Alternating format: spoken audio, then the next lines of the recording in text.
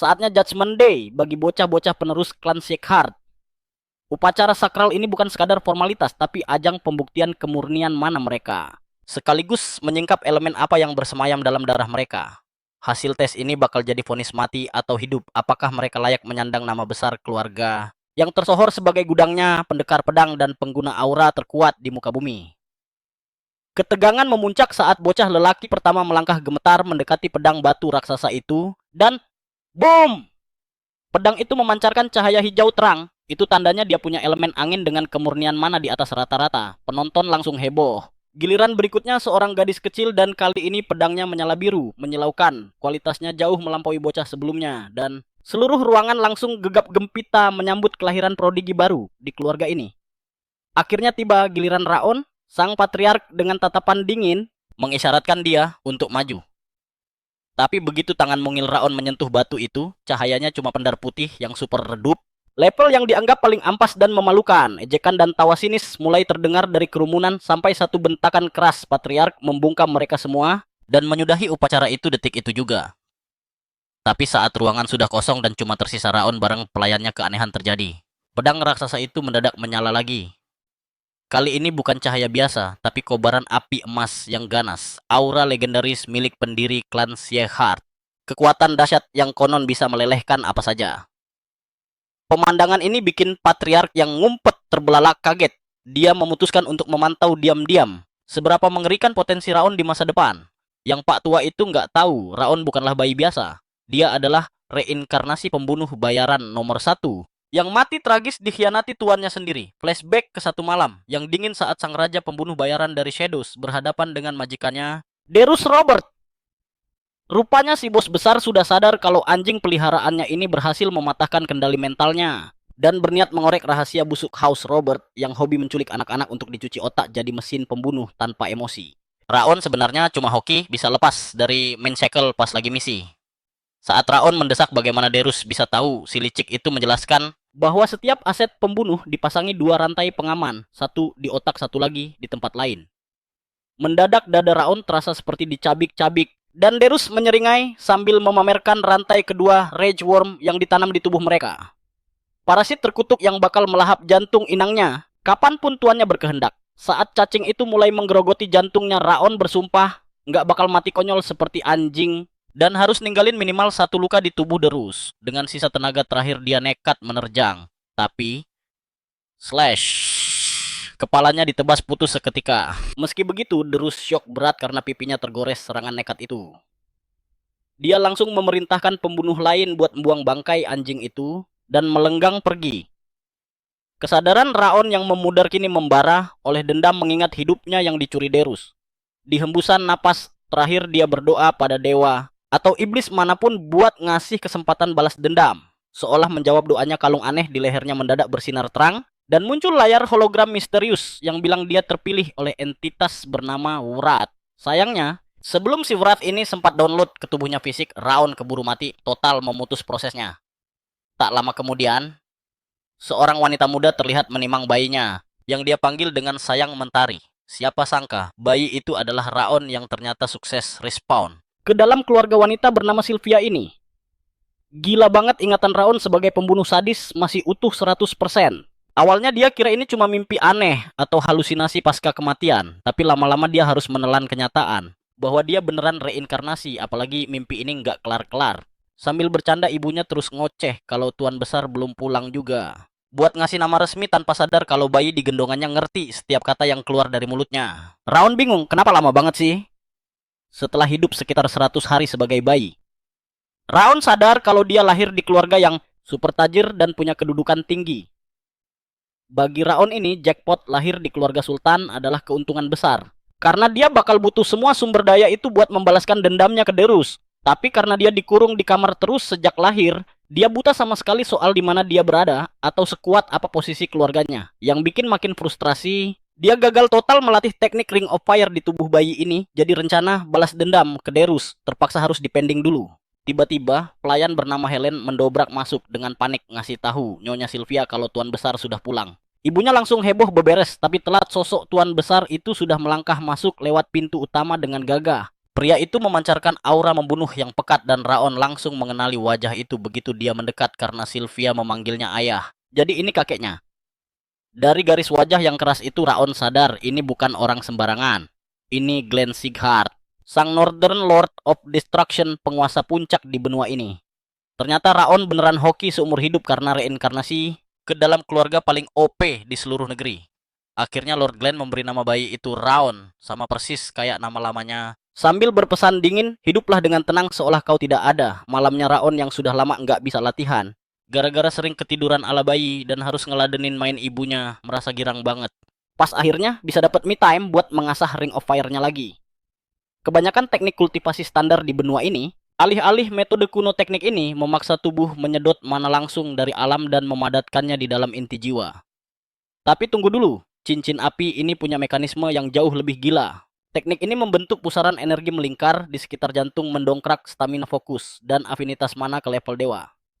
Singkatnya ini adalah metode kultivasi paling sempurna yang pernah ada. Bagi seorang prajurit ini adalah senjata rahasia pamungkas hawa keberadaannya, bakal tak terdeteksi bahkan oleh monster transcendent sekelas Darius sekalipun. Misi selanjutnya, simple perkuat fisik pertajam fokus dengan cincin api lalu kuasai teknik pedang legendaris klan Sighart sampai mendarah daging. Dengan persiapan matang ini, rencana balas dendamnya pada Darius dijamin anti gagal.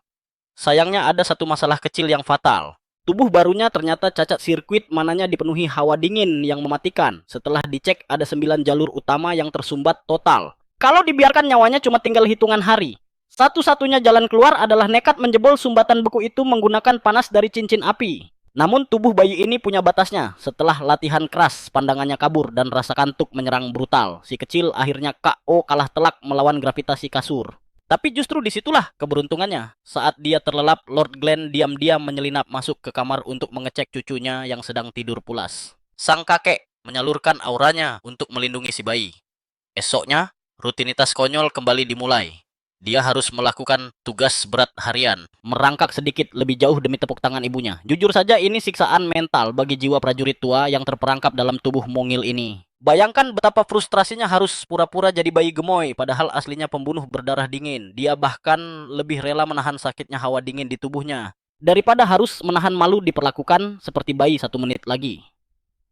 Tak lama kemudian, Lady Sylvia kedatangan tamu agung, seorang sahabat lama keluarga. Rayon langsung mengenali sosok itu dari ingatannya, The Ragged Saint.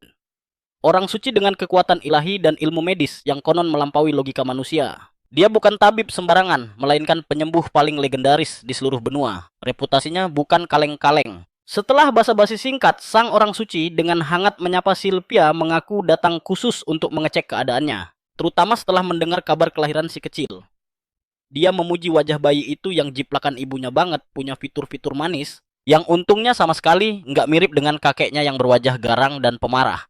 Namun saat tahu Lord Glenn menamai anak itu Rayon, yang berarti bayangan ekspresinya langsung berubah masam.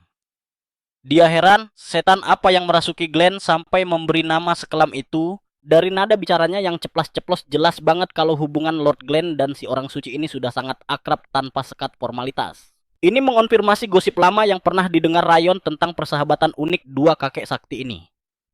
Setelah memeriksa nadi Rayon, wajah sang tabib berubah serius. Dia menjatuhkan vonis berat pada Sylvia. Anak ini menderita kutukan embun beku. Sirkuit mananya beku total tersumbat oleh hawa dingin abadi. Mimpinya jadi pendekar pedang sudah tamat sebelum dimulai. Lebih parah lagi, tanpa pengobatan nyawanya takkan bertahan lama. Sylvia terguncang menolak percaya mimpi buruk ini. Sang tabib mengabaikan penyangkalan Sylvia dan berjanji akan meracik obat. Tiba-tiba seorang pelayan masuk memecah ketegangan dan mengabarkan bahwa Lord Glenn ingin bicara empat mata dengan sang orang suci. Setelah tamu itu pergi, Rayon justru merasa lega. Setidaknya sekarang dia tahu nama penyakitnya. Otaknya langsung berputar menyusun strategi penyembuhan. Tapi lamunannya buyar saat setetes air mata hangat jatuh ke pipinya. Itu air mata ibunya. Saat dia mendongak, dia melihat Sylvia menangis, terseduh-seduh bergumam, menyangkal kenyataan pahit itu. Namun perlahan tatapan ibunya berubah menjadi tekad baja. Dia berbisik pada bayinya, bersumpah tidak akan membiarkannya mati konyol seperti ini. Untuk pertama kalinya dalam sekian tahun, ada desiran aneh di hati Rayon, perasaan asing yang sudah lama mati. Dia bingung dengan dirinya sendiri, tapi satu hal yang pasti dia benci melihat Sylvia menangis. Naluri manusianya mengambil alih. Tangan mungilnya terulur menghapus air mata di pipi Sylvia, dan untuk pertama kalinya bibirnya berucap, "Mama." Pertahanan Sylvia runtuh seketika. Dengan modal nekat, Lady Sylvia menerobos masuk ke ruangan ayahnya mengabaikan protes para pelayan yang mencoba menahannya. Lord Glenn murka melihat kelancangan itu, tapi Sylvia langsung menjatuhkan diri bersujud memohon nyawa untuk Ryan. Sylvia memohon dengan putus asa, tapi jawaban Lord Glenn sedingin es. Percuma menyelamatkan bocah cacat. Dia tidak berguna bagi klan kalau tidak bisa memegang pedang.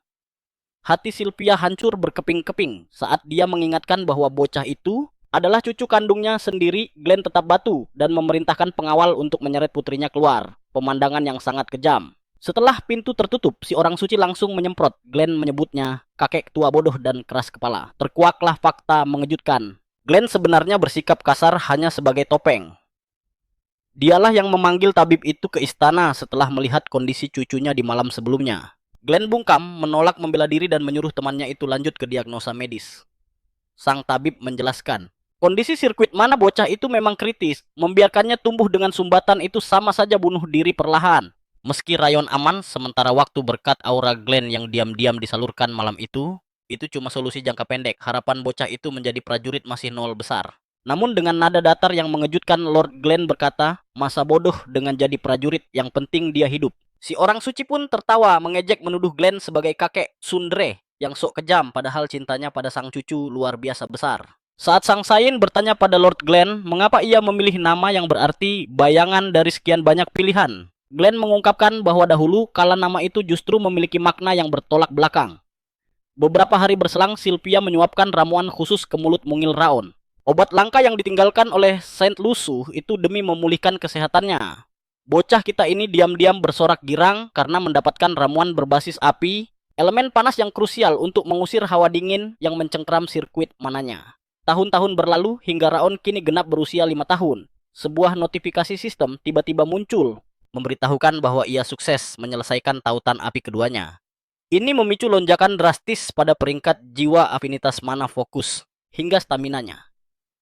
Kabar ini terdengar bagaikan melodi kemenangan di telinganya, dan ia curiga perkembangan pesat ini adalah buah manis dari pesan-pesan sistem yang terus ia terima. Antarmuka misterius ini hanya bisa dilihat oleh matanya sendiri, muncul tak lama setelah ia lahir, memberinya akses istimewa untuk memantau status tubuhnya dalam sekejap mata.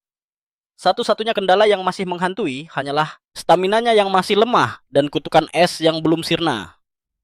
Meski tautan kedua sudah di tangan, pencapaian ini mustahil diraih tanpa bantuan ramuan itu serta kasih sayang tanpa batas dari sang ibu dan pelayan setia mereka, Helen.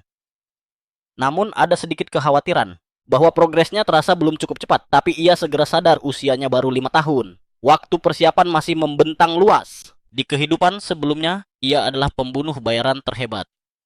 Kini berbekal teknik kultivasi api agung, menutupi kelemahan fisiknya seharusnya semudah membalikan telapak tangan. Terlebih saat ia nanti menguasai ilmu pedang gaya Siegard.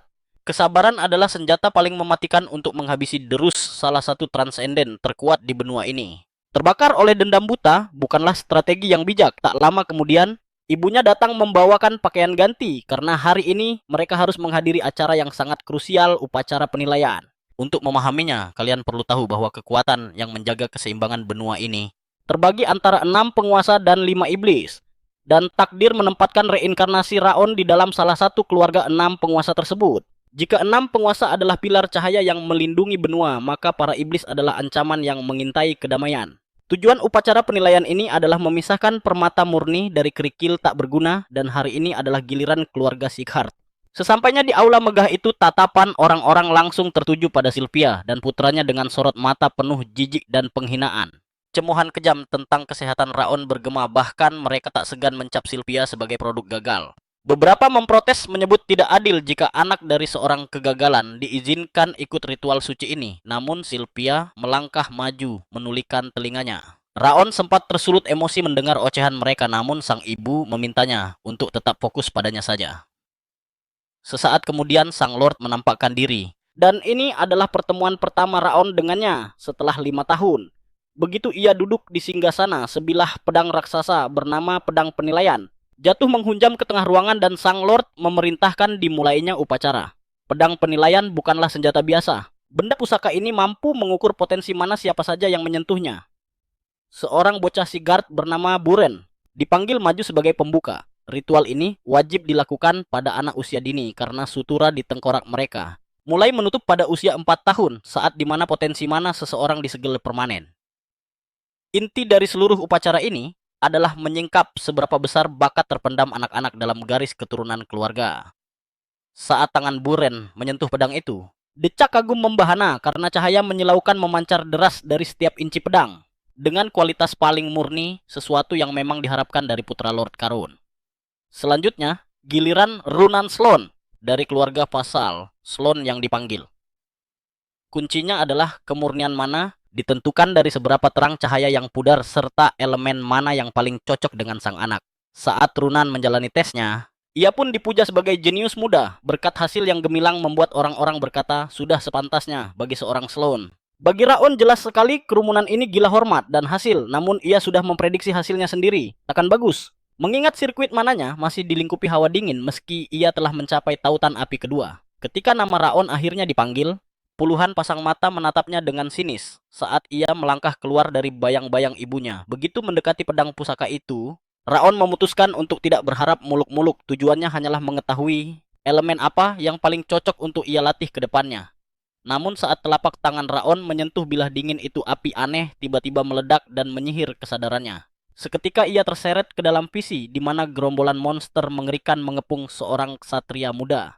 Ia mengamati dengan fokus tajam, masih bingung menerka makna di balik penglihatan ini. Di depan matanya monster-monster dalam visi itu menjulang tinggi mengintimidasi sang ksatria. Tiba-tiba ksatria itu mengangkat pedang yang terselimuti api membara dan menghunjamkannya ke tanah. Ledakan dahsyat dari satu serangan itu menyapu bersih seluruh area, memusnahkan apapun yang berani menghalangi pandangan. Setelah momen epik itu, kesadaran Raon kembali pulih, dan entah bagaimana ia melihat elemen itu kini terpampang jelas pada sang pedang. Pedang itu nunjukin sesuatu yang jauh beda dari visinya. Cahaya emang memancar, tapi redup banget, bahkan gak nyampe setengah bilah pedangnya. Ejekan langsung meledak ngetawain betapa lemahnya cahaya itu, sementara Lord Glenn cuma natap dingin tanpa suara. Sylvia berusaha tegar sebagai ibu. Buru-buru ngehibur Raon kalau dia udah hebat, terus nuntun dia balik ke kursi. Tapi suara tawa penonton makin kencang, ngegibahin gimana bisa keturunan Elite House Sigurd punya level secemen itu. Gak cuma Raon, Sylvia juga jadi sasaran empuk. Dibilang kalau satu-satunya warisan buat anaknya cuma rambut pirang sama mata merah doang. Gak lama kemudian, Lord Glenn angkat bicara nyuruh kerumunan itu tutup mulut. Dengan nada nusuk dia nanya kenapa mereka bikin keributan. Di dalam ruangan sakral itu, begitu hening, sang Lord langsung nyatain upacara bubar. Pas semua orang mulai cabut, tinggal Lord Glenn sama pelayan pribadinya yang tersisa di sana nemenin pedang penilaian itu. Bagi Glenn, nasib Raon kayaknya udah tamat. Tapi tiba-tiba, wush, api terang meledak keluar dari pedang itu, bikin mata Lord Glenn terbelalak kaget. Apinya muterin pedang sampai ke puncaknya, fenomena yang gak muncul sama sekali pas upacara tadi. Lord Glenn terpaku terhipnotis sama cahaya emas yang nyorot silau kayak matahari. Dia langsung cek catatan kuno dan bener aja. Cahaya sedahsyat ini cuman pernah muncul sekali pas upacara sang pendiri keluarga, Sigurd. Aura transendental yang saking ganasnya konon bisa ngelelehin api dunia iblis. Ternyata mana warna emas itu fenomena ultra langka yang cuma kejadian sekali dalam sejarah Sigurd. Jadi gila banget kalau muncul sekarang. Setelah bengong liatin cahaya indah itu, Lord Glenn baru sadar ini pasti ulah Raon. Tapi logikanya nggak nyampe. 7 tahun berlalu sejak upacara penilaian status Raon akhirnya muncul di jendela sistem. Masih kena kutukan stamina, ampas fisik, lemah mana juga pas-pasan.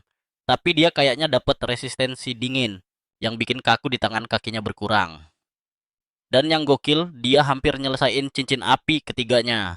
Padahal umurnya baru 12 tahun. Gak lama ibunya ngingetin kalau mereka harus hadir di upacara penilaian gelombang berikutnya hari itu.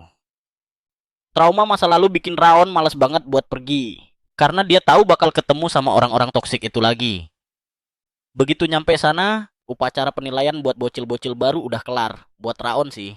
Rasanya tahun ini cepet banget. Pas mau bubar, tiba-tiba Lord Glenn manggil Raon nuntut alasan kenapa dia nyuekin panggilan. Buat ikut pelatihan dasar keluarga. Padahal surat udah dikirim sebulan lalu, tapi muka Raon kelihatan plonga-plongo. Jadi ibunya yang angkat bicara. Ternyata Sylvia yang nerima suratnya dan sengaja ngerahasiain dari anaknya. Dia memohon ke Lord sambil jelasin kalau Raon beda dari anak lain dan bakal menderita banget kalau dipaksa latihan gara-gara hawa dingin di tubuhnya. Tapi Permohonan itu masuk kuping kiri, keluar kuping kanan. Lord Glenn tegas, ini tanah Seaheart. Gak ada pengecualian buat penyandang nama itu, gak ada hak nolak. Prinsip Glenn simple. Yang lumpuh pun harus merangkak ke tempat latihan, karena itulah jalan ninja Seaheart. Syok berat Sylvia nolak mentah-mentah aturan gila itu. Lord Glenn malah nantang mau kabur dari rumah lagi. Kayak dulu, dia negasin kalau mau tinggal di sini ya harus main ikut aturan Seaheart. Kalau enggak, silakan angkat kaki. Kayak hiu. Nyium darah penonton langsung heboh denger gosip Sylvia mau diusir lagi. Mulai bisik-bisik ngomongin sejarah kelamnya kabur dari rumah. Raon jelas panas lihat ibunya dihina gitu. Dari kasak kusuk mereka ketahuan kenapa Sylvia dibenci banget. Dosanya cuma satu, dia pernah ninggalin keluarga. Gak cuma kabur, dia nekat ancurin pusat energi dan sirkuit mananya sendiri, padahal udah nguasain ilmu pedang Seaheart. Makanya sekarang dia gak punya aura sama sekali. Semua demi nikah sama cowok, impiannya apesnya suaminya meninggal gak lama setelah Raon dikandung. Abis kehilangan segalanya, dia gak punya pilihan selain balik ngemis ke rumah utama. Begitu balik, keluarga besar mandang dia jijik karena dianggap udah ngebuang posisi elitnya di keluarga inti. Bodoh amat sama masa lalu, Raon gak terima ibunya diinjek-injek. Dia anaknya dan darahnya mendidih lihat perlakuan itu. Tiba-tiba bocah itu maju, natap mata sang Lord dengan berani. Mengabaikan larangan ibunya, dia lantang bilang ke Lord kalau dia siap gas, ikut latihan bulan depan. Persis kayak perintah, tapi keputusannya langsung disamber sama Daenerys Seaheart, kepala istana tetua, yang duduk di dekat situ. Daenerys protes karena baru tahu info ini, dan ngingetin Raon jangan ngeremehin pelatihan dasar. Cuma mentang-mentang namanya dasar. Raon gak gentar, malah makin ngegas bilang dia bakal ikut demi ngejaga nama Seaheart. Kalimat itu bikin Lord Glenn gerah karena nama Seaheart punya beban yang gak main-main. Aura membunuh meledak dari tubuh Lord Glenn, menghantam tubuh kecil itu sampai tulang belulangnya berderak ngeri dan darah segar menyembur dari sela bibirnya. Bagi Raon tekanan gila ini terasa jauh lebih mencekik dibanding aura mantan tuannya Derus, memaksanya mengepalkan tangan hingga kuku menancap ke daging demi menahan rasa sakit. Saat kakinya tak lagi sanggup menopang dan tubuhnya ambruk, ibunya serta pelayan setia Helen langsung berlari menerjang bahaya demi mendekap tubuh mungil itu. Dengan air mata berlinang, Sylvia memohon agar sang Lord menarik kembali tekanan spiritualnya, berteriak bahwa Raon hanyalah bocah polos yang belum mengerti bahaya dari ucapan yang keluar dari mulutnya sendiri. Namun permohonan pilu itu tak digubris. Lord Glenn malah memerintahkan mereka minggir dan membiarkan bocah itu bicara. Sylvia tak menyerah, ia terus meratap menjelaskan dengan panik bahwa putranya terlalu lemah dan sakit-sakitan untuk menerima pelatihan neraka ini. Sambil terus bersujud meminta aura itu dihentikan. Di dalam pelukan hangat ibunya yang gemetar, Raon justru teringat kembali pada masa lalunya yang dingin dan gelap. Sebagai pembunuh bayaran, hidupnya dulu hanyalah bayangan tak berwujud, selalu bersembunyi dan tak pernah berani menampakkan diri. Rasa frustrasi yang mendalam membuatnya nekat melepaskan diri dari pelukan sang ibu, bertekad mengukir nasib yang berbeda dan lebih bermartabat di kehidupan keduanya ini. Satu motivasi terbesarnya adalah hasrat membara untuk mengembalikan kehormatan Sylvia ke tempat yang seharusnya di keluarga ini. Sekali lagi ia menyeret kakinya, melangkah menantang sang Lord, dan dengan lantang mengakui ketidaktahuannya tentang keagungan nama Seaheart karena ia dibesarkan di bangunan tambahan yang terbuang bukan di kediaman utama. Ia mendeklarasikan rencananya untuk terjun langsung ke dalam pelatihan neraka itu demi mencari tahu sendiri seberapa hebat sebenarnya keluarga ini. Rasa tanggung jawab besar terhadap Sylvia, Helen dan semua orang di bangunan tambahan yang telah merawatnya menjadi bahan bakar keberaniannya saat ia menyuarakan pembelaannya di hadapan penguasa Seaheart. Tertarik dengan nyali bocah itu, Lord Glenn menatap tajam dan bertanya apakah Raon berniat menilai kualitas nama besar Seaheart hanya lewat pelatihan dasar mereka. Tanpa ragu Raon menegaskan bahwa hanya itulah satu-satunya jalan yang tersedia bagi orang luar sepertinya. Mendengar jawaban itu, Lord Glenn bersumpah akan memerintahkan instruktur untuk menyiapkan sambutan terbaik, memastikan Raon tidak akan kecewa dengan apa yang akan dihadapinya. Seketika beban aura sang Lord kembali menghantam membuat Raon terhuyung dan jatuh mencium tanah. Namun yang ada di kepalanya saat ini hanyalah strategi menggabungkan pengalaman tempurnya sebagai pembunuh legendaris dengan kekuatan teknik cincin api agar bisa berdiri tegak dan mendominasi rumah ini meski tubuhnya sekarang hancur lebur. Ia bersumpah akan membuktikan kepada mereka semua bahwa kerikil kecil yang mereka hina ini bisa menjadi batu karang yang jauh lebih keras dari imajinasi liar mereka.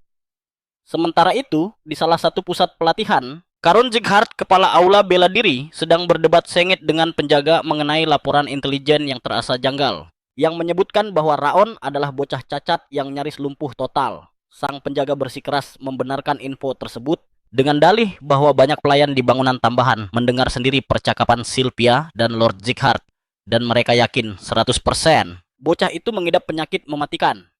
Bagi Karun, memang terlihat jelas fisik bocah itu tidak stabil. Saat ia melihatnya langsung, tapi itu tidak menjelaskan bagaimana bocah sakit itu bisa bertahan hidup di bawah gempuran aura Lord saat upacara penghakiman barusan. Satu kemungkinan yang terlintas adalah potensi genetik Sylvia yang memang monster yang mungkin menurun pada kemampuan putranya. Akhirnya, Karun memerintahkan penjaga itu untuk menyuruh para pelayan menyusupkan mata-mata ke dalam bangunan tambahan, agar ia bisa memantau setiap gerak-gerik yang terjadi di sana. Di sisi lain, Raon kembali menyiksa dirinya dengan latihan berlebihan hingga ibunya harus menegurnya karena ia sudah pernah memperingatkan bahaya memaksakan diri. Beberapa waktu kemudian, area latihan kelima Zigard kedatangan tamu agung Lord Glenn yang datang mencari instruktur kepala Rimmer yang malah ditemukan sedang pura-pura tidur siang. Setelah dipaksa bangun, keduanya malah adu mulut, layaknya teman lama yang tak tahu sopan santun. Lord Glenn menyindir Rimmer yang kelakuannya tidak dewasa sedikit pun meski sudah 50 tahun berlalu. Sejujurnya, wajar saja dia tidak berubah karena dia adalah seorang elf yang tidak menua seperti manusia biasa. Rimmer langsung curiga bahwa kedatangan Lord pasti untuk menitipkan cucunya dan dengan belak-belakan berkata bahwa ibunya Raon juga baru saja datang. Beberapa saat lalu dan Rimmer menegaskan tak akan mengurangi porsi latihan sedikit pun karena Lord Glenn sudah memberinya kekuasaan mutlak di sini. Namun, kejutan besar bagi si elf Lord Glenn datang bukan untuk memohon belas kasih bagi cucunya, melainkan meminta Rimmer untuk mempertahankan atau bahkan menaikkan standar latihan sesuka hatinya demi menyingkirkan sampah yang tak layak. Dalam benak Rimmer, Lord Glenn melakukan ini justru karena ia sangat mencintai cucunya dan ingin menyalurkan kasih sayang yang dulu gagal ia berikan kepada Sylvia. Melalui cara keras ini, menanggapi kejeniusan Rimmer menebak isi hatinya, Lord Glenn hanya berkata dingin bahwa ia sudah memenggal kepala si elf kalau saja mereka bukan kawan seperjuangan di masa lalu. Setelah obrolan penuh makna itu, Lord Glenn meninggalkan lapangan latihan, membiarkan Rimmer penasaran setengah mati tentang seberapa istimewa bocah bernama Raon ini. Sementara itu, Raon sukses menyelesaikan cincin api, ketiganya meningkatkan peringkat tubuh dan jiwanya, konstitusi fisik, ketangkasan, afinitas mana fokus stamina, serta menaikkan resistensi airnya menjadi 3 bintang. Bonus luar biasa lainnya adalah satu untayan kutukan Frost yang mengerikan itu telah lenyap. Notifikasi sistem ini membuatnya gembira, bukti nyata bahwa ia berhasil. Berkat kerja keras yang cerdas dan dukungan ibunya yang menjaga agar ia tak latihan sampai mati. Jendela status ajaib ini sepertinya menjadi kunci cheat untuk mempercepat pertumbuhannya. Namun, semua pencapaian ini belum ada apa-apanya dibanding neraka yang akan segera ia jalani. Di tengah kerasnya kawah pelatihan Siegard bagi Raon cincin api bintang 3. Ini hanyalah fondasi awal sekadar batu pijakan. Dia tidak hanya berlatih tapi sedang membangun istana kekuatannya sendiri. Rencananya gila memamerkan pencapaian level dewa yang akan membuat semua haters yang pernah menghinanya terbungkam selamanya. Setelah itu barulah giliran Derus Robert musuh bebuyutannya untuk dieksekusi. Namun lamunannya terpecah saat pintu kamarnya terbuka larut malam itu.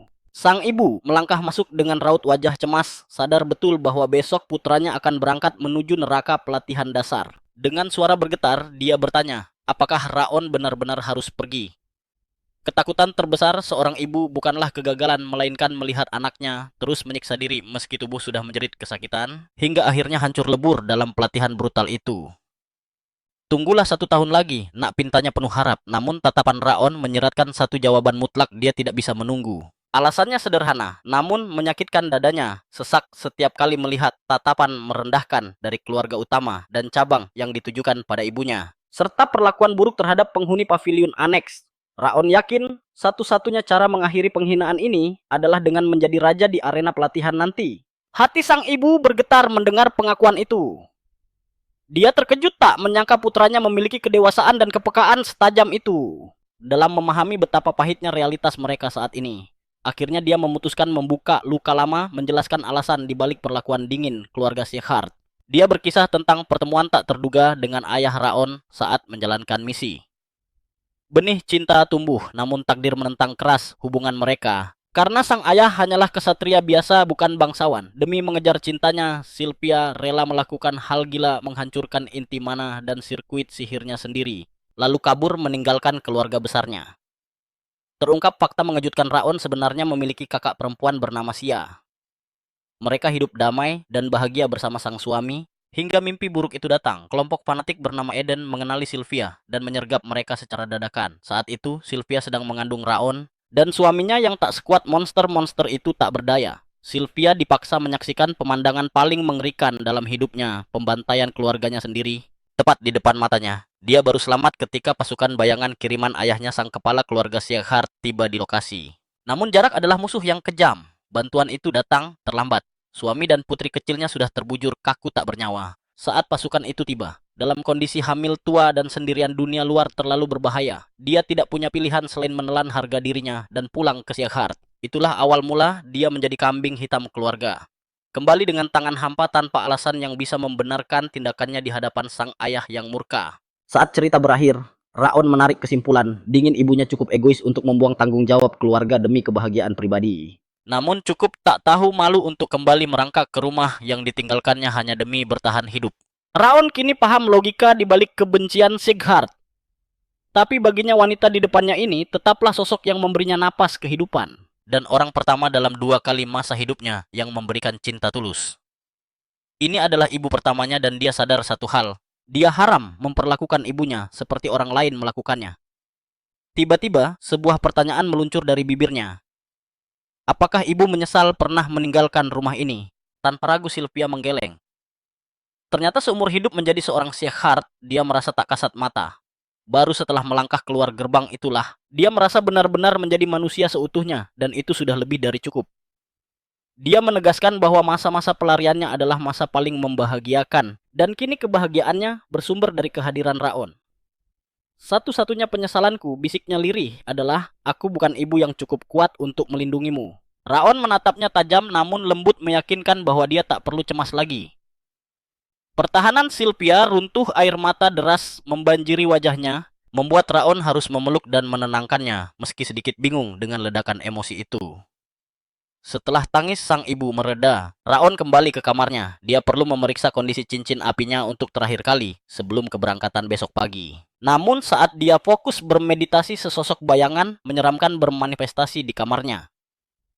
Makhluk itu menyeringai, mendeklarasikan bahwa waktunya akhirnya tiba. Dan dia terpanggil oleh gelombang amarah yang mendidih hingga ke alam lain. Sosok itu memperkenalkan dirinya sebagai Wrath, sang raja kedua dunia iblis. Dia datang untuk menyelesaikan dendam setelah mencium aroma kebencian yang pekat. Saat Wrath membacakan kontrak yang menuntut tumbal tubuh dan jiwa, dia mendadak terdiam. Matanya terbelalak kaget, pemanggilnya hanyalah seorang bocah ingusan. Raon tak kalah terkejutnya. Keduanya saling tatap melempar pertanyaan investigasi. Wrath sangat yakin bahwa mustahil tubuh mungil ini yang memancarkan aura kebencian sedahsyat itu hingga mampu menariknya keluar dari neraka. Namun setelah mengamati lebih dalam keraguannya sirna, Wrath menyeringai menerima Raon sebagai kliennya dan menagih jiwa bocah itu sebagai upah jasa balas dendam. Jawaban Raon membuat sang iblis tercengang. Gak butuh tolaknya mentah-mentah. Raon menegaskan dia akan mengeksekusi dendamnya dengan tangannya sendiri, karena dia ingin menikmati sensasi memisahkan kepala Derus dari badannya. Mendengar arogansi itu, nada bicara sang iblis berubah drastis. Kau salah paham, bocah geramnya. Ini bukan tawaran dan Raon tidak dalam posisi untuk bernegosiasi. Ternyata keputusan dunia iblis sudah bulat dan Wrath akan mengambil apa yang dia inginkan, suka atau tidak. Iblis itu mengamuk menyelimuti ruangan dengan api biru yang membekukan. Lalu menerjang maju seperti orang gila mencoba membajak tubuh Raon secara paksa. Benturan energi asing itu menghantam keras, membuat tubuh dan pikiran Raon mulai membeku seketika. Sambil memaksa masuk, roh jahat itu berbisik menggoda. Terima aku dan kita bisa lenyapkan siapa saja. Bekam, bahkan dewa sekalipun akan rata dengan tanah jika kau membiarkan amarah kita bersatu. Beruntung resistensi dingin Raon yang tinggi menjadi tameng terakhirnya. Dia mampu menahan hawa beku itu sejenak, namun serangan ini bukan sekadar hawa dingin yang menusuk tulang. Rasanya ada amarah yang membara dan meledak dari dalam. Roh jahat itu terus memprovokasi Raon, membisikkan janji manis bahwa mereka akan meremukan kepala dan melahap daging musuh-musuhnya asalkan Raon menyerahkan tubuhnya sekarang juga. Tapi Raon ragu. Apakah dia bisa menjamin keselamatan Sylvia dan para pelayan kalau dia membiarkan monster seperti ini menguasai dirinya? Si makhluk mulai kehilangan kesabaran. Dia mengaku tadinya ingin berhati-hati agar tidak merusak wadah tubuh Raon, karena tubuh itu akan dia pakai. Tapi sekarang dia sudah muak main-main dan memutuskan untuk melahap jiwa Raon bulat-bulat. Tekanan dahsyat itu membuat Raon merasa seolah tubuhnya akan hancur berkeping-keping menjadi debu. Dan fisiknya mulai mencapai batas kritis. Tepat sebelum mentalnya jebol, sebuah ide gila tapi brilian melintas untuk meringankan beban tubuh dan pikirannya, yaitu menggunakan cincin api. Karena terbukti resistensi dinginnya mampu menahan hawa mematikan ini. Tidak ada pilihan lain ini, satu-satunya cara bertahan hidup. Jagoan kita langsung mengaktifkan teknik cincin api miliknya. Boom!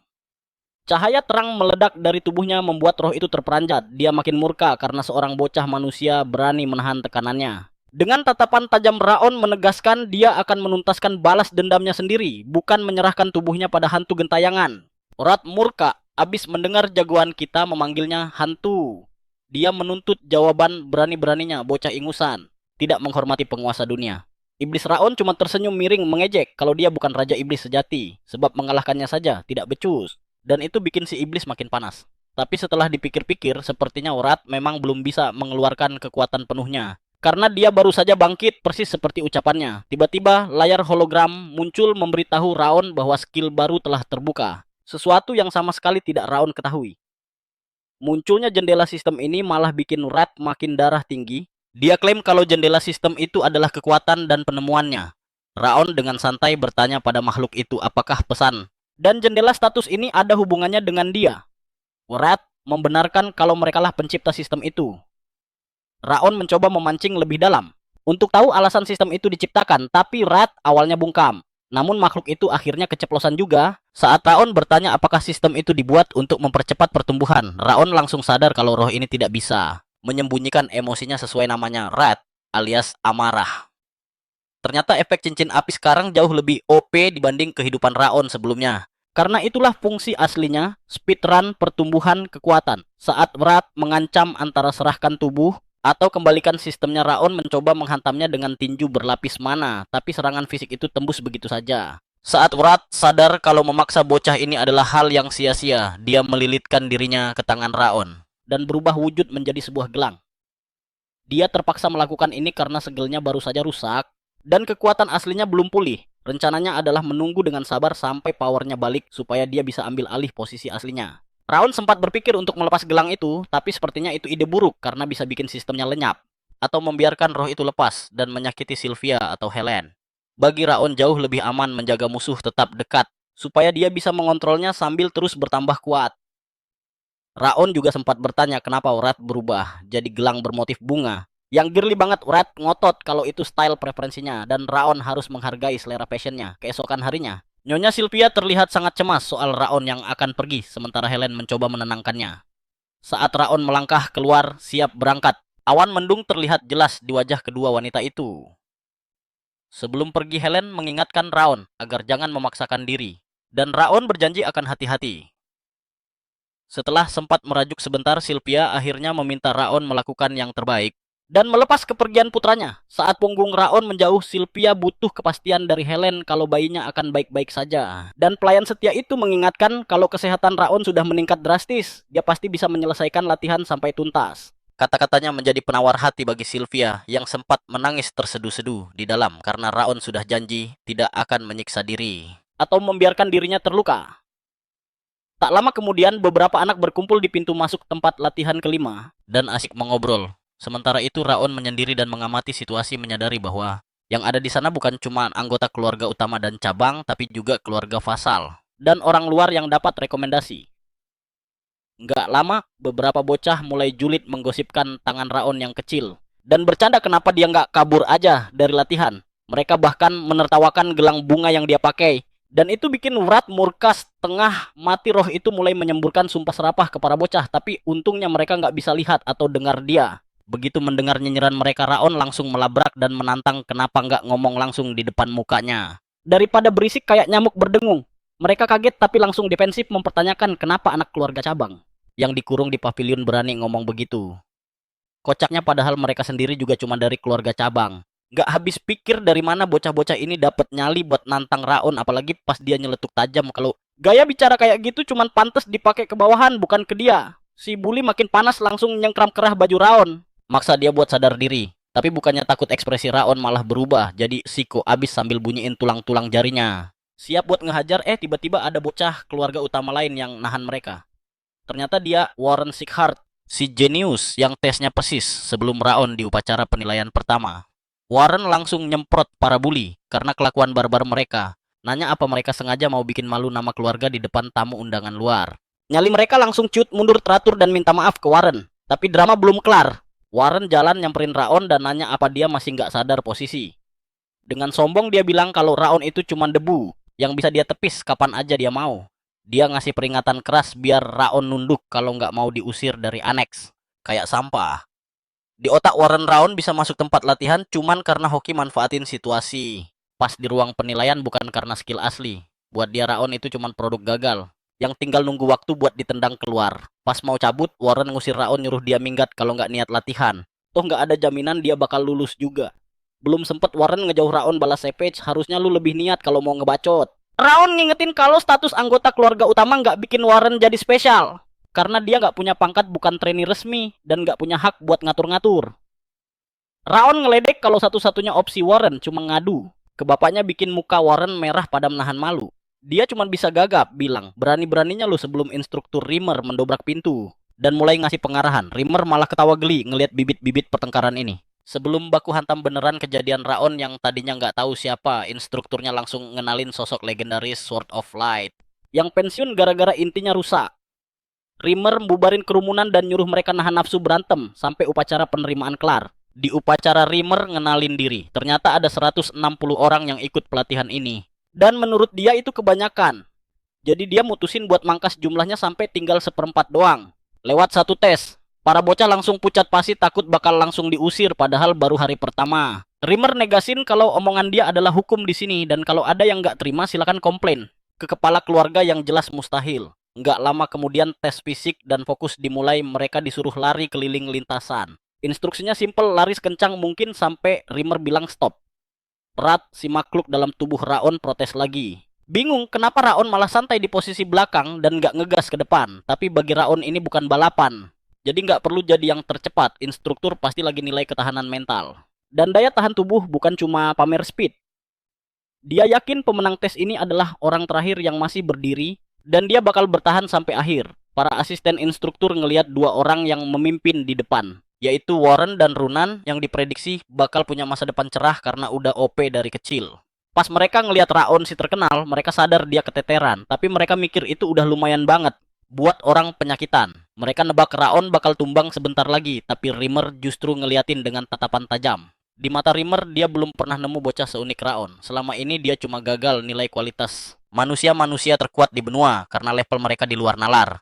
Tapi biasanya dia bisa lihat warna dan benang potensi dari anak-anak lain. Masalahnya dia sama sekali nggak bisa lihat warna apapun dari Raon. Satu-satunya alasan ini bisa kejadian adalah kalau potensi orang itu jauh melampaui pemahaman dia. Bocah-bocah yang tadi ngebully Raon nengok ke belakang, ngetawain kalau Raon nggak bakal kuat lari 10 menit lagi. Sementara itu, Raon malah heran kenapa latihannya cuma lari doang. Di kehidupan masa lalunya, mereka dikejar binatang buas yang kelaparan dan harus lari demi nyawa. Jadi lari keliling, gini rasanya cupu banget. Waktu berlalu, anak-anak masih pada lari. Rimmer kaget lihat Raon masih bertahan padahal staminanya udah habis dari tadi. Jelas ini bukan cuma tekad biasa karena bocah itu fisiknya udah limit banget. Fokus segila ini menurut Rimmer cuma dimiliki sama mereka yang udah ngelewatin siksaan neraka dan bolak-balik ketemu maut. Ceritanya makin seru. Dan Rimmer makin penasaran. Di lintasan Warren sadar Raon masih nempel ketat di belakangnya. Dan dia bingung kok bisa. Padahal tuh anak kan sakit-sakitan. Ternyata Warren sempat nguping pembicaraan bapaknya sama penjaga. Yang konfirmasi kalau Raon emang sakit parah. Kesel ngerasa tersaingi Warren, mutusin pakai aura buat nambah speed dan ngasih paham kalau level mereka beda jauh. Dia melesat bagai kilat ke depan, meninggalkan debu bagi Runaan dan Raon, dua orang terakhir yang masih berlari di belakangnya. Buren terlihat sangat kekanak-kanakan, kontras sekali dengan Runaan yang sedingin es. Raon sendiri, dia santai nggak berniat adu gengsi soal kecepatan. Dia menjaga ritme pernapasannya agar tidak kacau, toh ini bukan balapan. Di sisi lain, murid-murid lain sudah bertumbangan di pinggir jalan. Beberapa dari mereka bengong, siapa sih si Raon ini? Ada juga yang panas hati karena rumor bilang dia cuma bocah penyakitan. Raon mendengar salah satu dari mereka bertanya kok dia nggak capek. Rasanya dia ingin tertawa ngakak dalam hati. Padahal realitanya hawa dingin di tubuhnya sedang menyiksanya setengah mati jantung dan paru-parunya serasa mau meledak kapan saja. Satu-satunya alasan dia masih berdiri tegak melawan dingin itu cuma karena Ring of Fire yang memeras sisa-sisa staminanya. Saat Wrath mendeteksi kelelahan Raon akibat hawa dingin roh jahat itu mencoba mengambil kesempatan dalam kesempitan dan menuntut tubuh Raon. Biar aku yang ambil alih dan libas si kerdil Buren, itu seru Wrath dengan senyum maniak yang mengerikan. Raon sadar bahaya besar sedang mengintai dan benar saja Wrath menghantamnya dengan serangan gelombang dingin lainnya. Hantaman itu telak banget, pandangan Raon mulai kabur tapi dia harus pasang wajah poker face seolah semua baik-baik saja. Wrath yakin tak ada manusia yang sanggup menahan ini. Kekuatannya terlalu besar tapi Raon bertahan mati-matian karena dia tahu satu detik saja dia lemah, jiwanya bakal ditelan bulat-bulat. Anehnya tidak terjadi apa-apa dan Raon terus berlari. Wrath mengamuk bingung kenapa amarahnya nggak mempan sama bocah kecil ini. Sementara itu jagoan kita merasa nyawanya sudah di ujung tanduk karena tubuhnya sudah lepas kendali. Pandangannya gelap, napasnya tinggal satu-satu. Tepat saat dia merasa akan ambruk, suara instruktur membelah udara menghentikan latihan. Setelah berhenti, Buren menatap Raon dengan tatapan meremehkan. Dia kesal Raon tidak menyerah sampai akhir, tapi Runaan justru menatapnya dengan penuh minat. Sementara itu, Wrath masih gagal paham bagaimana Raon bisa menahan serangan dingin brutal itu. Raon pun memberi peringatan padanya. Dia sudah bilang jangan buang waktu melatihnya. Bukannya menghentikan Raon, serangan Wrath justru bikin Ring of Fire-nya makin OP. Karena itu memaksa tubuhnya melampaui batas. Tiba-tiba layar hologram muncul di depan mata Raon. Notifikasi masuk, dia telah memenuhi kondisi pergerakan intens yang melampaui konstitusi tubuhnya saat ini. Berkah pun datang. Ketangkasan dan konstitusinya meningkat yang bikin Wrath makin makan hati. Setelah anak-anak berkumpul kembali, Rimmer memuji kerja keras mereka dan nyengir mengakui kalau dia bohong soal pengurangan jumlah murid. Menjadi seperempat dari jumlah awal itu gila. Dia bilang nggak masuk akal kalau menggagalkan sebanyak itu. Di hari pertama pula, dia juga nggak pernah bilang kalau ini adalah ujian penentuan hidup dan mati mereka. Tapi, nadanya berubah serius kalau mental kalian lembek. Kayak tadi, saya jamin kalian bakal gagal total nanti. Apalagi dia suruh lari kecepatan penuh, tapi nggak ada yang lari maksimal sampai akhir kecuali Baren yang curang pakai aura. Rimmer memperingatkan agar mereka patuh instruksi, kalau nggak mau gagal meski jalannya bakal terjal. Mulai detik ini mereka resmi jadi trainee sementara. Sampai ujian 6 bulan lagi untuk status permanen. Itu pun kalau mereka lulus 6 bulan lagi. Rimmer juga bakal cari satu lulusan terbaik. Scene berpindah. Rimmer melipir ke hutan dekat situ buat molor di atas batu besar. Malah kepergok Lord Glenn nih di sana. Lord Glenn tanya gimana tesnya. Rimmer lapor kalau Buren dan Runaan memang bibit unggul yang potensinya mengerikan dan anak-anak lain sangat mampu jadi pilar masa depan House Zighart. Tapi ada satu anomali yang bikin Rimmer bingung. Dia nggak bisa baca apapun soal Raon. Rimmer cerita gimana bocah itu lari gila-gilaan sampai garis finish. Padahal staminanya sudah nol besar. Rimmer mengaku ini kedua kalinya dia melihat keajaiban seperti ini. Yang pertama adalah Master Glenn sendiri. Buat Rimmer yang bosan karena intinya hancur situasi ini jadi hiburan seru. Hidupnya jadi lebih berwarna. Saat Sang Lord mau pergi, Rimmer nyeletuk kalau sepertinya seseorang yang bisa dia percayakan masa depannya akan muncul dari angkatan ini. Di sisi lain, Lord Glenn menolak keras. Dia bersikeras itu cuma kebetulan dan bocah itu mustahil jadi pendekar pedang. Rimmer cuma senyum miring nggak percaya. Balik Raon segila latihan ini malah langsung menuju ruang latihan pusat padahal baru selesai disiksa fisik. Aksinya bikin beberapa cowok lain melongo. Begitu Raon pergi mulailah sesi gibah kalau Raon pasti pakai trik licik. Mana mungkin dia tahan lari selama itu, apalagi sudah dikonfirmasi dia sakit-sakitan. Salah satu dari mereka anak keluarga cabang. Kren Zighart mulai menyebar racun kalau dia dengar rumor tetua kasih Raon eliksir ajaib dan itulah rahasianya. Darah muda mereka mendidih marah karena merasa Raon menang curang pakai doping eliksir. Mereka memutuskan buat kasih pelajaran ke bocah sombong itu. Detik berikutnya, bam Raon dilempar keras ke pohon tanpa tahu apa salahnya. Tanpa aba-aba gerombolan itu langsung menyergapnya. Tatapan mereka menyeratkan satu hal, mereka cari masalah. Berani-beraninya bocah, buangan yang kabur pakai ramuan itu bersikap angkuh.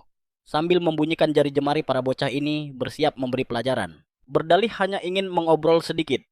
Wrath yang melihat ini langsung mendidih, tak terima wadah tubuhnya diremehkan dan berniat meretakkan kepala mereka. Namun sebelum Wrath sempat menyelesaikan umpatannya, Raon yang aslinya mania pertarungan malah menikmati momen ini sambil menghajar ketiga bocah itu tanpa ampun. Dia meninggalkan mereka dalam kondisi babak belur. Pemandangan pembantaian sepihak itu begitu indah hingga membuat Wrath nyaris tersipu kagum. Saat para pengganggu itu tersungkur mencium tanah dan memohon belas kasih, Raon menginterogasi apakah Warren dalang di balik semua ini. Ternyata Warren bersih. Raon sempat ragu karena yakin betul Warren membencinya sampai ke tulang sumsum. Setelah memastikan kebenarannya, Raon membisikkan ancaman dingin bahwa nasib yang jauh lebih mengerikan menanti jika ada yang tahu soal insiden ini atau jika mereka berani menampakkan batang hidungnya lagi. Ketiga bocah itu langsung kabur terbirit-birit bersyukur nyawa mereka masih menempel di badan. Sementara itu Lemaire yang sedari tadi mengintip dari balik pohon tersenyum lebar menikmati pertunjukan gratis itu. Dia merasa seperti melihat bayangan Tuan Muda Glenn di masa lalu. Kejadian ini makin memperkuat instingnya bahwa Raon adalah permata tersembunyi sebuah potensi misterius yang terselip di antara para jenius lainnya. Sesampainya di kamar notifikasi, sistem muncul Raon memenuhi syarat tersembunyi. Karena berhasil memuaskan hasrat kekerasan Wrath dan kelincahannya naik 1 poin. Seperti biasa, hal ini bikin Wrath kejang-kejang. Tak terima Raon dapat poin gratisan cuma gara-gara moodnya bagus. Dia memaki sistem ini ngawur, tapi Raon dengan santai mengingatkan kalau Wrath lah pembuatnya. Wrath membantah dengan ngegas bilang ini pengalaman baru baginya karena belum pernah ada sejarahnya sistem dia dibajak orang lain. Setelah lelah memaki dan sadar, Raon malah asik sendiri. Wrath akhirnya mengajukan sebuah tawaran menarik, sebuah pertaruhan. Raon bisa dapat poin stat tambahan kalau menang atau harus menanggung sebagian amarah Wrath kalau kalah. Syaratnya simpel, dia harus jadi peringkat 1 di ujian pelatihan persis seperti saran Lemaire sebelumnya. Mata Raon berbinar saat tahu dia juga bisa dapat atribut acak kalau menang. Wrath menjelaskan dia bakal mewarisi salah satu atribut miliknya yang levelnya sudah disesuaikan dengan tubuh lemah Raon. Risikonya, jika kalah, dia harus menampung serpihan amarah dari sang roh Raja Iblis.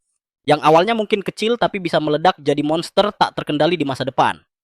Bom waktu yang mematikan. Karena roh itu blak-blakan, soal risikonya Raon sadar dia tidak sedang ditipu.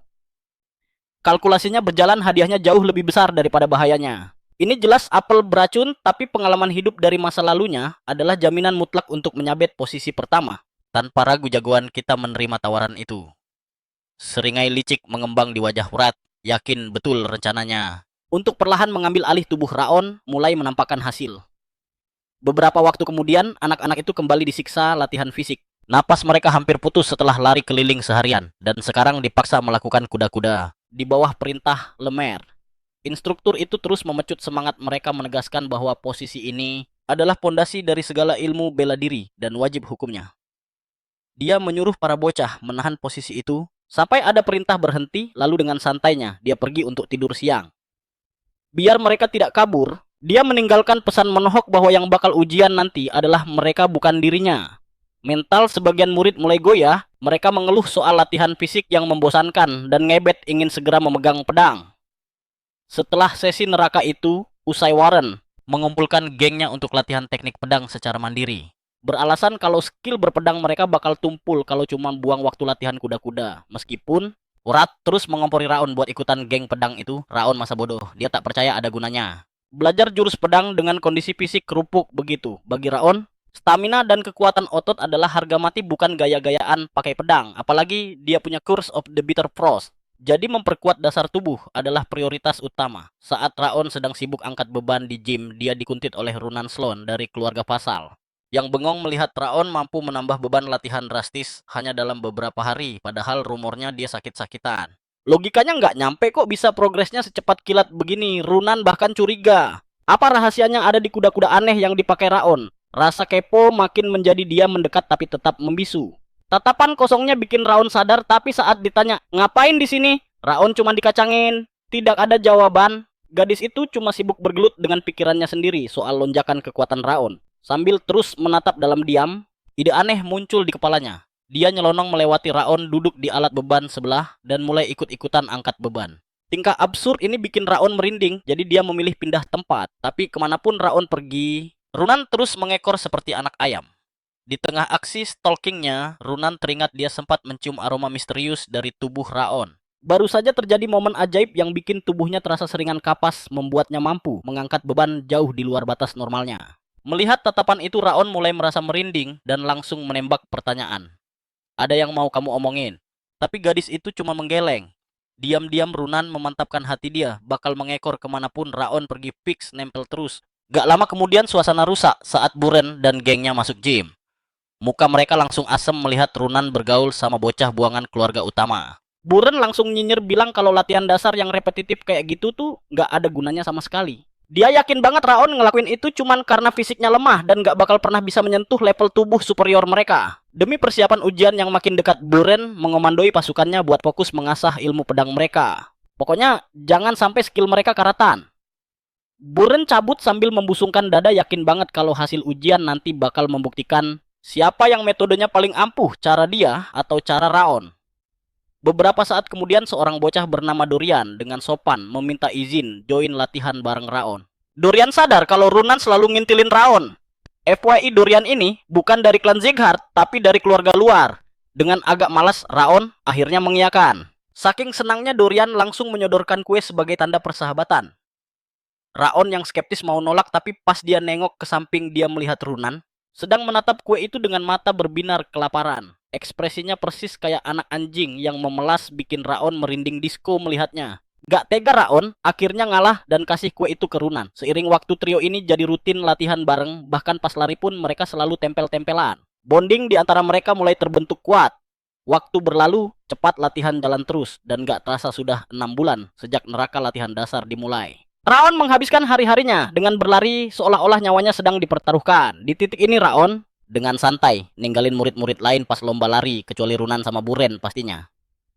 Waktu bergulir lagi dan tibalah hari penentuan ujian besar. Orang tua dan wali murid dari seluruh penjuru negeri datang membanjiri arena penasaran ingin lihat performa anak asuh mereka. Reimer berdiri di depan kerumunan buat kasih sambutan. Terlihat juga Sylvia, Helen, dan Tuan Karun sudah duduk manis di kursi VIP. Sementara itu, Wrath muncul dengan girang buat nagih taruhan ke Raon. Si iblis ini yakin banget Raon bakal kalah dan tubuhnya bakal jadi miliknya. Alasannya simpel, selama latihan Raon gak pernah bisa menyalip Runan sama Buren. Tapi Raon langsung menepis omongan itu, bilang kalau ujian asli itu beda cerita. Di medan perang sesungguhnya apapun bisa terjadi. Tak lama kemudian, Raon dan Runan nemuin Dorian yang lagi jongkok di pojokan. Bocah itu gemetaran ketakutan mikirin hasil ujian. Di sini kelihatan banget kedekatan mereka karena tiba-tiba Runan yang biasanya dingin nawarin kue ke Raon. Melihat kelakuan teman-temannya, Raon cuma bisa nepuk jidat, khawatir kenapa dia cuma menarik perhatian orang-orang aneh bin ajaib. Di sisi lain, Helen dan Sylvia lagi full senyum, merayakan keberhasilan anak emas mereka yang sukses bertahan 6 bulan latihan keras. Mereka bangga banget Raon bisa berdiri tegak dan bahkan punya teman baru. Tiba-tiba pengumuman mengejutkan terdengar, kepala keluarga Zigguard datang. Sang legenda turun gunung buat nonton langsung. Ini kejadian langka banget, sampai-sampai semua orang di sana kaget setengah mati melihat kehadirannya. Seseorang berbisik kalau ini adalah pertama kalinya Sang Lord datang ke acara pemula kayak gini. Saat Rimmer menyampaikan rasa kagetnya, Master Glenn cuma menjawab dingin bahwa ujian ini adalah penentu masa depan keluarga Zigguard. Jadi wajib hukumnya bagi Sang Lord buat hadir. Tanpa buang waktu, setelah kedatangan Lord Rimmer langsung memulai seleksi trainee. Tapi dia harus jelasin dulu bentuk ujiannya karena selama ini dia merahasiakannya rapat-rapat dari para murid. Tiba-tiba boom! Tanpa aba-aba, Rimmer melepaskan ledakan aura yang bikin para murid shock berat. Dia mengumumkan kalau ujiannya simple, mereka cuma harus bertahan menembus tekanan spiritualnya. Rimmer menjelaskan ke para bocah itu bahwa sebagai petarung mereka nggak bisa lari dari tekanan mental dan ujian ini didesain buat mengukur seberapa keras jiwa mereka. Di pinggir arena, salah satu guardian protes keras bilang kalau anak-anak ini baru belajar aura dasar, mana mungkin kuat.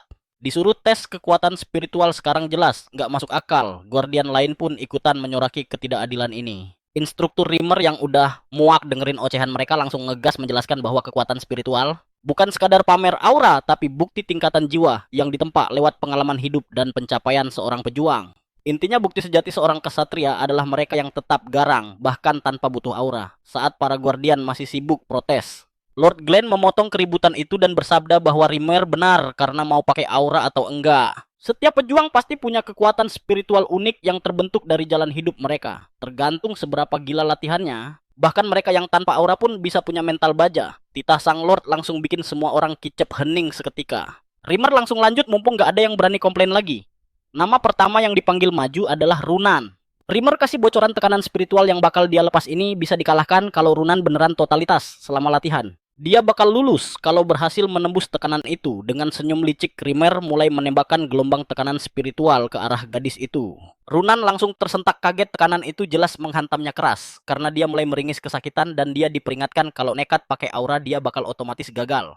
Kalau didiskualifikasi sekarang tamat sudah. Satu-satunya senjata dia cuma mental baja yang sudah ditempa mati-matian selama latihan neraka ini. Walaupun rasa sakitnya makin menjadi-jadi dan tekanan spiritual itu menghantam, kayak ombak pasang, dia tetap maksa buat nerobos maju. Sampai akhirnya tangan dia berhasil nyengkram tangan Rimmer instruktur, itu kelihatan bangga banget, tapi sedetik kemudian dia hampir ambruk. Rimmer sigap nahan badannya biar nggak nyium tanah. Dia bahkan muji habis-habisan usaha keras yang cewek itu tunjukin selama ini. Dan bilang kalau dia harus konsisten di jalan ninjanya itu. Tapi horor dimulai giliran Dorian yang dipanggil buat ujian. Mukanya pucat keringat ngucur deras kayak habis lihat setan. Dia disuruh ngelakuin hal gila yang sama kayak kerunan nembus dinding tekanan spiritual. Harus pakai kekuatan mental doang. Dorian sih ngerasa dia nggak punya modal begituan sama sekali. Tapi pas dihadapkan sama pilihan gagal total, kalau nggak bisa gerak, Dorian nggak punya pilihan selain nekat nerjang badai itu. Baru jalan bentar langsung ambruk dia. Di sisi lain Raon yang matanya tajam langsung sadar kalau aura buat Dorian beda rasanya. Dia curiga si Rimmer ini licik, ngatur level tekanan spiritualnya beda-beda, tergantung hasil pengamatannya ke tiap bocah. Disesuaikan sama kelebihan masing-masing. Akhirnya dengan susah payah Dorian berhasil nyamber kaki Rimmer dan si instruktur langsung ngasih selamat. Dia juga dipesan biar lebih pede sama skill sendiri ke depannya. Cuman ya, endingnya nggak elit banget, Dorian malah muntah di mana-mana. Habis dipuji setinggi langit malah uwek. Peserta selanjutnya Buren Zikhart dan dia langsung dihajar tes yang sama. Tapi tekanan spiritual yang dia terima gila banget. Buren sampai mikir, apa bocah-bocah tadi beneran nahan beban seberat ini? Badannya mulai gemetar hebat, kakinya serasa dipaku ke tanah nggak mau gerak. Rimmer pun mulai ceramah, bilang kalau bakat Buren emang paling unik di sini, tapi dia dan gengnya itu cuman buang-buang waktu latihan teknik pedang yang mereka sendiri nggak paham, bukannya fokus bangun fisik dasar dan mentalitas petarung. Dia juga diingetin kalau biasanya dia dikit-dikit pakai aura pas lagi susah, tapi kalau dia nekat pakai di sini auto gagal. Buren panik, dia nggak boleh gagal. Tiba-tiba flash memori tentang betapa dingin tatapan bapaknya muncul di kepala. Ingat gimana kakaknya dimaki-maki tahun lalu. Sadar kalau nasibnya bakal sama, dibuang bapaknya kalau gagal. Dia ngerahin sisa tenaganya buat nyeruduk ke depan. Akhirnya dia kesandung dan jatuh pas meluk kaki Rimmer. Lolos juga Rimmer nambahin satu nasihat penting, sadar umur woi. Kamu tuh baru 12 tahun berhenti sok tua. Latihanlah sesuai porsinya. Terakhir panggung jadi milik Raon Zikhart. Begitu dia maju, langkah pertama, boom tekanan spiritual yang nyerang dia saking silau dan kuatnya sampai bikin dia hampir oleng. Beban gila yang dilempar ke dia jauh lebih sadis dibanding anak-anak lain sampai ibunya dan Helen panik bukan main lihatnya. Lord Glenn aja sampai kaget lihat seberapa brutal tekanan yang dikasih Rimmer ke bocah itu. Sementara itu, Raon mulai was-was ngerasain beratnya. Ini beneran ujian gue. Ternyata Rimmer sengaja begini.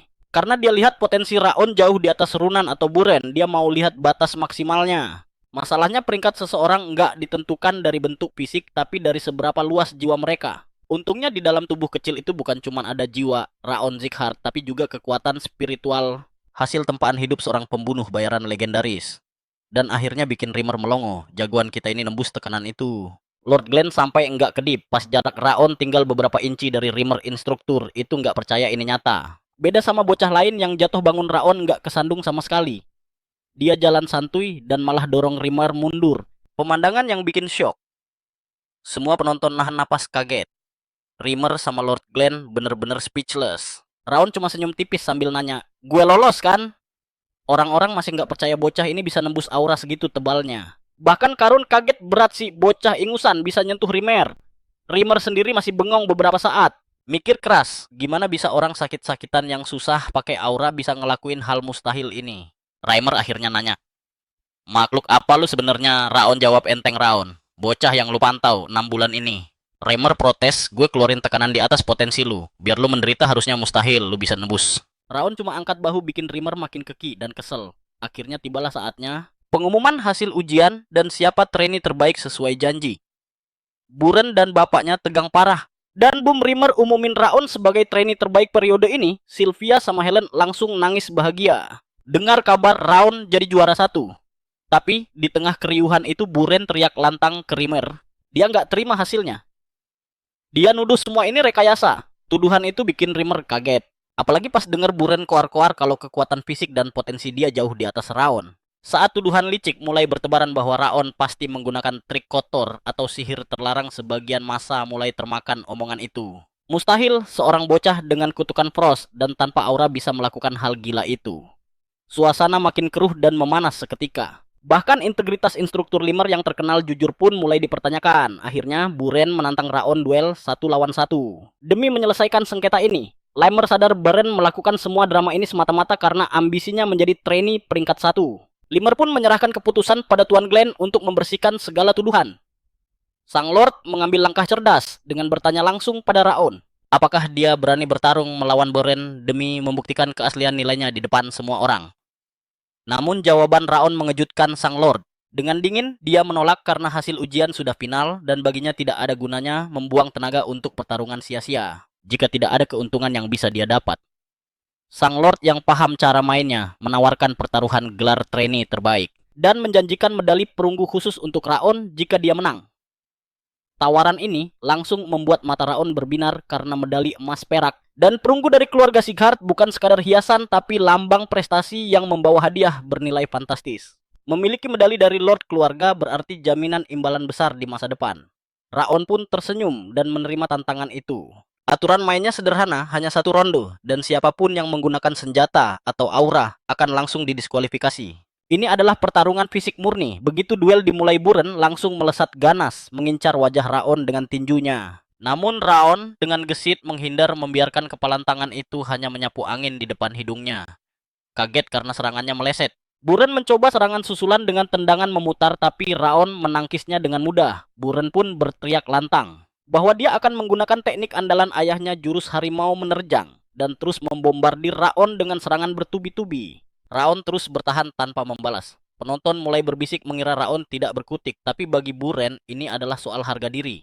Ditantang oleh orang lemah dari keluarga cabang adalah penghinaan. Dia bersumpah takkan menyerahkan gelar trainee terbaik. Kepada Raon, ingatan kelam tentang kakaknya yang dibuang sang ayah karena dianggap lemah kini menghantui pikirannya. Satu-satunya yang ada di kepalanya saat bertarung adalah tatapan ayahnya yang mengawasi. Dia harus membuktikan kelayakannya. Di sisi lain, Raon terus menangkis dan menghindar dengan tenang. Alasan dia tidak menyerang balik bukan karena lemah, melainkan dia sedang membedah setiap gerakan tinju. Buren mempelajari alurnya, hingga akhirnya dia memecahkan kode teknik tersebut. Melihat Raon berhenti bergerak, Buren yakin lawannya sudah menyerah, jadi dia melancarkan serangan terakhir untuk menghabisinya. Tapi tiba-tiba Raon menyambut tinju itu dengan tinjunya sendiri. Buren terbelalak saat tangannya terpental ke belakang. Dan sebuah pukulan maut mendarat telak di ulu hatinya, membuatnya memuntahkan air liur. Kerumunan tersentak ngeri melihat pemandangan itu. Termasuk ayah Buren yang terpaku. Yang membuat semua orang termasuk Lord Glenn shock adalah cara Raon merespons. Dia menggunakan jurus harimau menerjang yang sama persis. Saat Buren yang kesakitan bertanya bagaimana dia bisa teknik itu. Raon dengan santai menjawab bahwa dia hanya meniru apa yang baru saja Buren pamerkan. Bisik-bisik kekaguman mulai terdengar riuh. Bagaimana mungkin seorang bocah ingusan bisa menguasai jurus tingkat tinggi hanya dengan melihatnya sekilas? Apakah dia monster? Sementara Buren masih terkapar Limer kini yakin 100% bahwa Raon adalah permata asli. Dia takjub. Bagaimana Raon membalikan kekuatan jurus harimau menerjang dengan putaran balik untuk menetralkan dampaknya? Hanya dengan observasi sesaat, di mata Limer inilah bakat mengerikan yang selama ini dicari oleh Siegard. Potensi untuk berdiri di puncak benua. Tanpa keraguan Raon dinyatakan sebagai pemenang mutlak karena hasilnya tak terbantahkan. Semua mata menjadi saksi. Sylvia tak kuasa menahan emosi, dia berlari dan memeluk Raon sambil menangis haru. Sementara itu, ayah Runan juga melakukan hal yang sama pada putrinya, kontras sekali dengan Buren yang hanya didampingi pelayannya. Dan ayahnya justru membuang muka, sebuah penolakan dingin yang paling ditakuti Buren. Malam harinya, keheningan yang mencekam menyelimuti kediaman Buren. Akhirnya suara berat ayahnya memecah kesunyian bertanya apakah dia ingat. Perintah untuk menjadi yang teratas dan tidak boleh kalah dari siapapun. Dia bertanya, apakah Buren berniat mempermalukannya dengan kalah dari bocah rendahan dan anak dari seorang pecundang? Sang ayah mengingatkan bahwa satu kesempatan sudah hangus. Dan satu-satunya jalan penebusan dosa adalah membawa pulang gelar juara di ujian terakhir mereka nanti. Saat kelulusan, begitu keluar dari ruangan Buren, sadar dia tidak boleh menyia-nyiakan nyawa terakhirnya ini. Jika dia masih ingin hidup layak sebagai anggota keluarga utama. Amarah mulai mendidih di dalam dadanya. Dan dia menimpakan segala kebenciannya pada Raon. Dia tidak habis pikir kenapa dia bisa tertinggal dari siapapun. Padahal dia sudah berlatih mati-matian. Dalam keputusasaan langkah kakinya membawanya ke gym pusat pelatihan. Di tengah amukannya gym itu kosong karena ujian baru saja usai dan mata Buren tertuju pada deretan loker siswa di dekatnya. Saat sesi latihan sedang panas-panasnya, mata Buren malah terpaku pada loker milik Raon yang sedikit terbuka.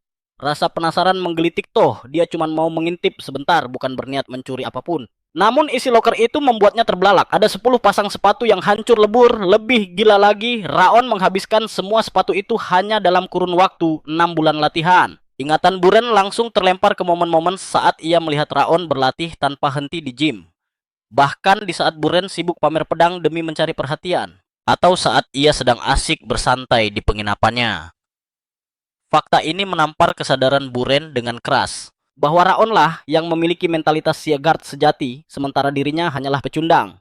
Dengan perasaan campur aduk dan wajah murung, ia mengembalikan semuanya dan beranjak pergi. Beberapa waktu kemudian, Vrad sang Raja Iblis yang masih gondok karena kalah taruhan mulai meracau tak henti bahwa ia belum pernah bertemu manusia seaneh Raon. Padahal ia sudah hidup selama ribuan tahun. Akhirnya, karena saking penasarannya, ia menodong Raon dengan pertanyaan tentang siapa dia sebenarnya. Tapi Raon cuma menanggapi dengan dingin. Ting layar sistem muncul di depan mata Raon menyatakan dia memenangkan taruhan. Semua statistiknya melonjak naik 2 poin plus dia mendapatkan salah satu atribut milik Wrath yang bernama Awareness of the Snowflower. Rat dengan angkuh menjelaskan bahwa itu adalah atribut tingkat dewa yang terlalu agung untuk makhluk lemah seperti Raon. Skill ini memperluas jangkauan indera tapi karena levelnya masih bintang 1, efeknya hanya meningkatkan indera Raon sebesar 1% saja. Rat sesumbar, kalau dia yang pakai, dia bisa memanipulasi sistem untuk memperluas jangkauannya hingga 10 kali lipat. Raon merasa aneh dengan nama atribut Awareness of the Snowflower yang terdengar puitis itu, jadi dia bertanya kenapa namanya begitu. Rat bersikeras kalau itu nama yang sangat agung, tapi Raon malah meledek kalau selera penamaan Rat benar-benar norak membuat roh itu makin meledak emosinya. Tak lama kemudian ketegangan melanda ketika pesan darurat datang dari gedung utama Sang Lord memanggil Raon wajah. Sylvia langsung pucat pasi. Pikirannya dipenuhi skenario buruk tentang keselamatan Raon, namun kepala pelayan berusaha menenangkannya bahwa semuanya akan baik-baik saja. Ternyata Tuan Besar Siegard justru ingin menyerahkan medali perunggu secara langsung. Saat Raon melangkah masuk ke ruang takhta yang megah, Lord Glenn tampak tidak terlalu senang dengan situasi ini. Namun harga dirinya memaksanya untuk tetap memberikan medali itu demi menepati janji. Medali itu kini di tangan Raon. Dan Lord Glenn berkata medali itu bisa ditukar dengan satu permintaan atau pusaka di masa depan. Tanpa buang waktu, si bocah cerdik ini langsung mengambil kesempatan itu. Dia bertanya apa syarat mutlak untuk mengembalikan ibunya ke posisi semula, sebuah pertanyaan yang membuat sang Lord tersentak kaget. Lord Glenn menegaskan, jika Raon benar-benar ingin mengembalikan status ibunya di keluarga utama, hal itu memang mungkin terjadi. Asalkan dia bisa meraih pencapaian yang diakui oleh seluruh klan Siegard, sebuah syarat yang jauh lebih mudah diucapkan daripada dilakukan. Dalam pandangan Lord Glenn mendapatkan pengakuan dari seluruh penghuni rumah Siegard bagi bocah ingusan seperti Raon. Sama sulitnya dengan memetik bulan di langit, namun bukannya gentar tantangan mustahil ini justru membakar semangat Raon. Dia berterima kasih atas jawaban itu, mengembalikan medali perunggunya dan bersiap pergi. Namun sebelum dia melangkah keluar, Sang Lord mengingatkan bahwa jawaban tadi sebenarnya bisa dianggap sebagai hadiah medali, tapi Raon belum meminta hadiah fisiknya dan dia masih punya hak untuk meminta imbalan. Teringat kebutuhan mendesaknya saat ini, Raon langsung meminta sebuah teknik kultivasi tingkat tinggi. Glenn awalnya menolak, berkata instruktur akan mengajarkannya nanti.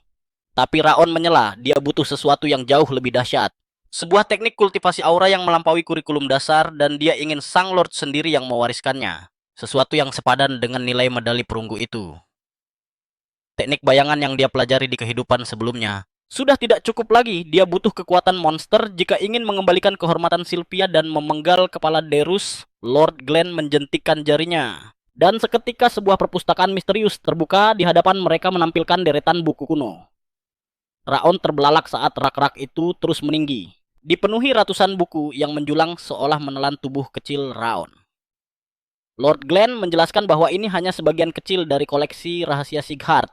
Dan untuk mendapatkan kitab yang paling cocok, Raon hanya perlu berdiri di tengah ruangan dan mengangkat kedua tangannya. Saat Raon mengikuti instruksi itu, dalam hati dia berdoa semoga teknik baru ini jauh lebih garang daripada teknik bayangannya dulu. Tiba-tiba satu buku melayang keluar dari rak dengan sendirinya dan turun perlahan ke tangan Raon. Sebuah buku yang tampak sangat usang mendarat di telapak tangannya, namun pilihan buku itu justru membuat Lord Glenn dan pelayannya terkejut setengah mati. Lord Glenn bertanya-tanya bagaimana bisa takdir memilihkan buku keramat itu untuk Raon. Tiba-tiba, api menyembur dari buku itu menyelimuti Raon, membuatnya bingung. Apa hubungannya api ini dengan teknik kultivasi? Namun saat dia membuka halamannya, cahaya eksplosif meledak keluar. membuat Raon terpental kaget. Sang Lord hanya bisa terpaku melihat api yang mengamuk dari buku itu. Seketika sebuah penglihatan masa lalu muncul di depan mata Raon. Dalam visi itu terlihat Lord Glenn menerima laporan bahwa Sylvia telah kabur dari rumah. Namun dengan dingin dia menjawab bahwa itu bukan urusannya karena kejayaan klan adalah prioritas utamanya. Visi itu menunjukkan masa-masa di mana sang Lord menganggap emosi adalah kemewahan yang tidak perlu dan hanya terobsesi pada kekuatan klan. Hingga ia memperoleh kekuatan bela diri yang melampaui batasan iblis. Namun, harga yang harus dibayar sangat mahal. Dalam visi itu, Lord Glenn kemudian menerima kabar hancur bahwa menantu dan cucu perempuannya disergap oleh kelompok bernama Eden, dan mereka telah tewas dibantai. Tubuh sang Lord gemetar hebat. Pada saat itulah dia mendapatkan kembali emosinya, namun semuanya sudah terlambat dan tak ada yang bisa diputar kembali. Jarum jam takdir mulai berputar. Dia telah membulatkan tekad peduli setan dengan segala kebencian yang akan dia terima kali ini. Dia akan mempertaruhkan nyawanya demi melindungi bocah itu. Raon masih bengong, otaknya berusaha memproses kitab macam apa yang dia pegang ini. Namun belum sempat dia berkedip, puff, kitab itu lenyap begitu saja dari tangannya. Seolah-olah intisari buku itu merasuk mengalir deras mengisi setiap sel tubuh Raon. Lamunannya pecah saat suara berat Lord Glenn menggelegar menuntut penjelasan atas apa yang baru saja terjadi. Raon menggeleng polos mengaku tidak tahu apa-apa. Tapi anehnya, meski kitabnya hilang, otaknya mendadak dibanjiri informasi mendetail mengenai isi teknik kultivasi misterius tersebut demi menguji apakah cucunya berbohong atau tidak. Sang Lord menodong pertanyaan mematikan. Apa nama teknik itu padahal Raon belum sempat membuka halamannya. Setelah jeda yang menegangkan, Raon menjawab dengan mantap teknik 1 juta api. Seketika itu juga layar sistem holografik muncul di retina Raon memberitahukan bahwa Million Flames teknik telah terpatri permanen dalam ingatannya, memaksanya menatap kobaran api keabadian. Rupanya begini cara gila. Perpustakaan Sigard mewariskan jurus aura, bukan lewat membaca, tapi transfer data langsung ke otak. Lord Glenn kembali memastikan dengan tatapan tajam.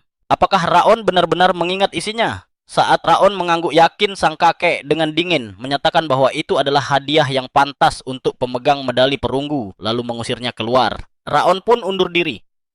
Sepeninggal bocah itu, sang kepala pelayan masih berdiri mematung, rahangnya nyaris jatuh, menyaksikan keajaiban yang baru saja terjadi. Dia tak habis pikir bagaimana mungkin seorang bocah bisa menyerap teknik kultivasi keramat itu hanya dalam sekejap mata. Pasalnya itu bukan kitab sembarangan, melainkan jurus milik pendiri klan Sigard sendiri.